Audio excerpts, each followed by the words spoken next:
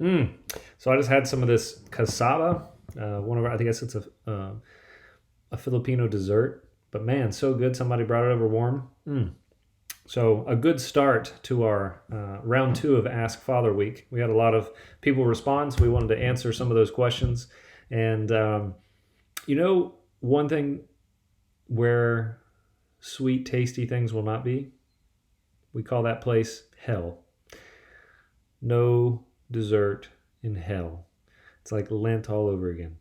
So that's the question this go round. Basically, it wasn't does hell exist, but more about do people really go to hell? It's more the relational. We'll get back to that at the end.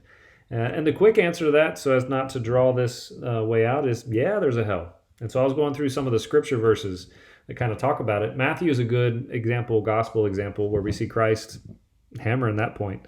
And it refers to it a lot as eternal punishment. That's kind of one of the pieces that it'll bring out.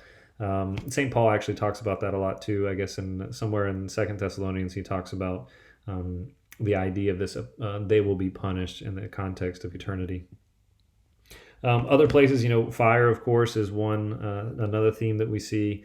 They'll be thrown into the fire and burned. Wailing and gnashing of teeth we see a lot in Matthew. The other place with fire we see a lot is Revelation. So Revelation talks about the fiery lake or the lake of fire, as far as where the beast or the devil and his angels, which Matthew refers to as well, and how they will make their way in. And another good one is 2 Peter. Man, 2 Peter, you can go all day long in that book. It's good stuff.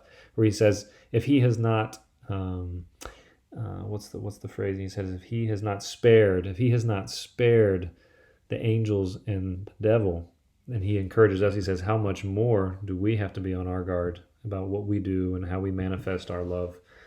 So Matthew, Peter, Revelation, very clear. One of my favorite ones is Matthew 7, the narrow gate, where he's like, listen, the narrow gate is what you should strive for, because the road is wide to destruction. So we have to be careful on how easy it is to slip one way or the other. And sometimes that's the temptation. The temptation is to say, God's merciful. God will take care of it. Yeah, the person's fine. That's a good person. Even though they're doing these things, all in all, they're a good person. And it's like, listen, we'll be judged by our works. That's what you read over and over in the scriptures, the tradition, the history of the church, what God has revealed to us. That's where it's at. And so we have to be very careful where it doesn't drive us towards the don't worry about it. But what it really should drive us towards is that person needs some assistance. Like that person has made like the toil in our hearts to see someone someone you may love, having made some really terrible decisions and living a certain life that may not be good. Well, now you have to begin to pray for that person. That should be our reaction, not to dilute it or compromise it.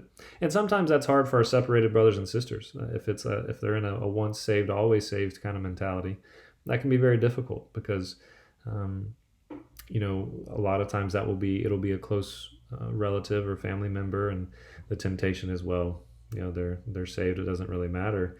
And it's like, well, that's not the way it works. God is, yes, a God of mercy, and he will be merciful. But the other piece of that we always hear is it's merciful and just. Well, this finger is there we go. All right, it wasn't very straight. Like that one's kind of all bent up. But we have to be careful because he is a merciful and a just God. So he is a God of justice who will give us what we have chosen.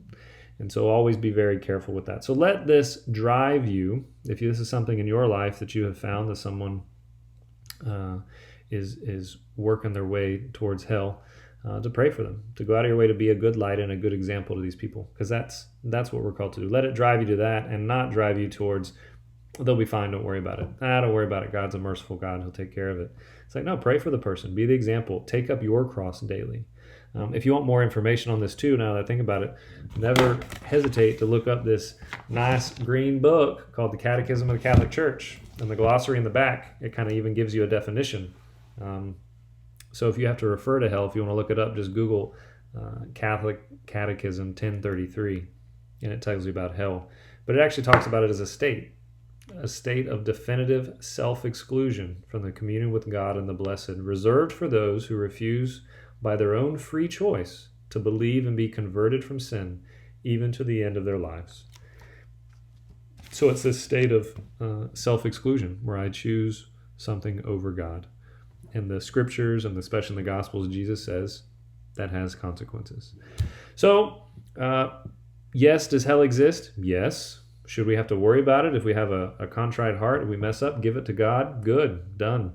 If there are those in our lives who are very difficult for us to watch and bad decisions, don't let it drive you to being apathetic. Let it drive you to being empathetic and praying for that person and what they may need.